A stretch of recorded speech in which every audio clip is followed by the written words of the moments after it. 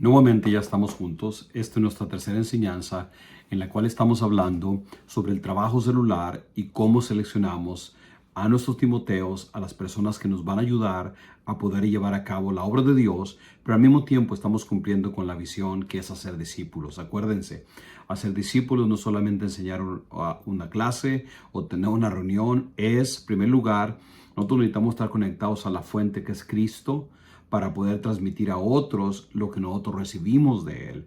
Es impartir nuestra vida en la vida de otras personas para que ellos repitan ese proceso en otras personas. Bueno, como les dije, este es nuestro tercero en la serie y déjenme acomodar aquí mi pantalla para poder ver los versículos que quiero compartir con ustedes. Hoy vamos a basarlo en el capítulo 6 del libro de los Hechos. Esa va a ser nuestra introducción y luego vamos a desarrollar el tema. Déjenme lo leo primero y estoy leyendo en la versión de lenguaje sencillo. Dice así: elijan con cuidado a 7 hombres para que se encarguen de este trabajo. Tienen que ser personas en las que todos ustedes confíen, que hagan lo bueno y que sean muy sabios y que tengan el poder del Espíritu Santo. Bueno, como ustedes pueden ver, en este pasaje se nos enseña específicamente que cómo se escogieron a esta segunda generación de líderes en la iglesia. Déjenme les cuento un poco del contexto de la historia. Cuando la iglesia nació, los líderes principales, era obvio, eran los 11 apóstoles más el nuevo que acababan de elegir, los 12 apóstoles. Y recayó principalmente sobre Pedro y Juan como líderes principales de guiar a toda la iglesia, guiar el ministerio, la enseñanza, las oraciones, y por supuesto los demás apóstoles estuvieron envueltos y otros poco a poco se añadieron. A veces no se nos dice mucho cómo se escogió, por ejemplo, a Santiago, pero en este caso se nos dice específicamente por qué se escogieron a estos nuevos líderes, cuál fue la causa y cuál fue el criterio que se utilizó para designarles esta posición o este ministerio. Este trabajo surgió porque cuando la iglesia creció, las necesidades crecieron y es obvio, ya no se podían atender como al principio, porque de ser un grupo de 120 se fueron a miles, pues ahora hubo otras necesidades, especialmente la queja era esta, que las viudas o ancianas que la iglesia literalmente les proveía el alimento a aquellas que no tenían, las que eran de una descendencia griega, o sea, judíos que habían vivido, crecido en el Imperio Romano y que su idioma principal era el griego. Estas viudas, o sea, se les llama las viudas griegas porque ese era el idioma principal, ellas estaban siendo descuidadas en la distribución diaria de los alimentos. No se dice por qué, no sé si sería mala intención, porque les daban preferencia a las que estaban ahí, y ese no es el punto de la historia. Lo único es que nos habla de una necesidad y las necesidades deben de ser atendidas. En este caso, los apóstoles reconocen la necesidad y ellos dicen, ¿qué hacemos? Bueno, si nosotros nos ponemos a hacer ese trabajo, dejamos de hacer lo que estamos haciendo. Ahora, lo que estamos haciendo es una de las prioridades, hay que escoger a otros que nos ayuden a hacer este trabajo. Ahora, no se escogió y no por democracia, vamos a votar a quien escogemos, o no se escogió simplemente pues a cualquiera, agárrenlo, pero en la historia se nos habla a nosotros que se requería, aunque era un trabajo manual, no era lo que comúnmente decimos espiritual, como enseñar. En el contexto moderno de la iglesia, no iban a dirigir la alabanza o enseñar o la palabra o predicar desde el púlpito. Era para dar de comer a unas ancianas y que ellos se aseguraran que no les faltara. Bueno, la historia dice que esto fue lo que ellos dijeron. Dice, elijan con cuidado a 7 hombres. Y por supuesto, aquí el primer principio es que los líderes se eligen. Nosotros, guiados por el Espíritu Santo, escogemos quién va a ser nuestro Timoteo para que se encarguen de un trabajo. No es para, tú eres un líder, ahora tú puedes, tienes como cierto privilegio que te da superioridad. No, nada por el estilo. El tener ese título significa que yo tengo ahora la responsabilidad, el privilegio, porque eso es lo que es servir a Dios, un privilegio de servir. Ahora, no se escogía a cualquier cosa. Número 1, dice, tienen que ser personas que ustedes confíen. O sea, tienen que tener ciertas características que les den a ustedes confianza de que van a ser responsables, de que lo van a hacer con un buen espíritu y sobre todo que van a tener un buen testimonio. Dice que hagan lo bueno, por supuesto, personas con vidas rectas y que sean sabios. Y lo sobre todo que tengan el poder del Espíritu Santo. Ok, voy a hablar de dos características que en esta mañana o en este momento, estoy grabando en la mañana, por eso dije esta mañana, son una de las cosas que nosotros más buscamos en la gente. ¿Quiénes son personas de confianza?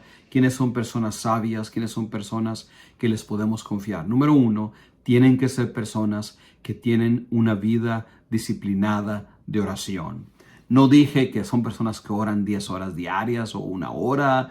Son personas que tienen una vida consistente de oración. ¿Por qué? Porque una persona que sirve necesita tener vida de Dios, tener vida del Espíritu Santo. Y esto no se hace por conocimiento, por talento, se hace por estar conectado con la fuente, que es el Espíritu Santo, que es Jesús. Y eso lo hacemos, una de las formas principales es a través de la oración. ¿Por qué es importante la oración? Porque una persona que ora, uno lo sabe, este pone a Dios en primer lugar. La mayoría de la gente, cuando uno le pregunta, ¿por qué no oras? No tengo tiempo, en la mañana me tengo que ir, y etcétera. Siempre hay algo. Pero cuando una persona ora, sean 20, 30 minutos diarios, pero que es una disciplina, es la parte importante, significa que esta es una persona que podemos confiar en ella. ¿Por qué? Porque está conectada con Dios. La segunda cosa, no solamente está conectada con Dios, pero eso nos ayuda a nosotros a tener paz, que no es alguien que se emocionó hoy y mañana se desanima, porque esa es una de las razones por qué muchas personas se animan de pronto y de pronto se desaniman. No tienen una vida consistente de oración. Nosotros buscamos personas que sean consistentes en su vida de oración. Segundo lugar, porque una persona que ora entiende que la obra no depende de él, pero él depende de Dios para hacer la obra de Dios. Lo voy a repetir. Una persona que ora ha aprendido que la obra de Dios no depende de mí, pero depende de Dios, y por eso vengo delante de Dios para que pueda hacer su obra. En tercer lugar, una persona que ora está buscando la dirección de Dios. Y para ser efectivos en el trabajo celular, uno necesita estar buscando siempre la dirección de Dios, sin la cual no podríamos hacer un trabajo efectivo.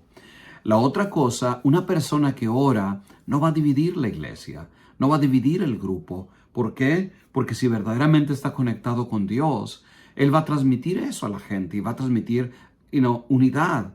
Porque una persona que está conectada con Dios no puede tener un espíritu de división.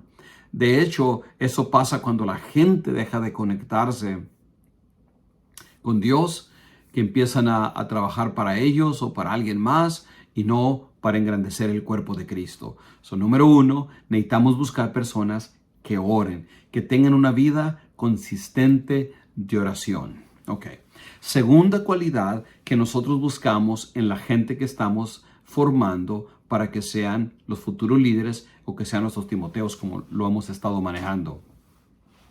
Una persona de confianza, una persona sabia, es una persona que hace la palabra de Dios la guía principal de su vida. Lo que queremos decir es esto: una persona que debemos escoger, una persona que ora y que medita en la palabra del Señor. Nosotros le llamamos esto a nuestro tiempo devocional.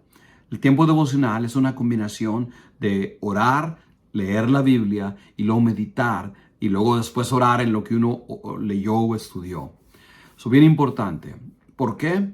Porque la palabra de Dios es la autoridad que tenemos para guiar a los discípulos. Acuérdense, no estamos ahí para decir, a mí me gustaría que ustedes hagan esto, o esto es lo que yo quiero que tú hagas, y tú, y acá y allá. No, dice la palabra, enséñenles a obedecer lo que yo les he enseñado.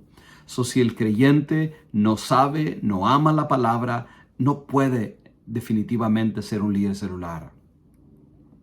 Lamentablemente, la mayoría de los cristianos promedio no le da prioridad al estudio disciplinado y consistente y al conocimiento de la palabra del Señor. No estamos hablando de ir a un instituto bíblico, de ir al seminario como un requisito para servir. No, eso es para alguien que quiere tener más herramientas, quiere saber más cómo interpretar la Biblia, más sobre el ministerio, lo que sea.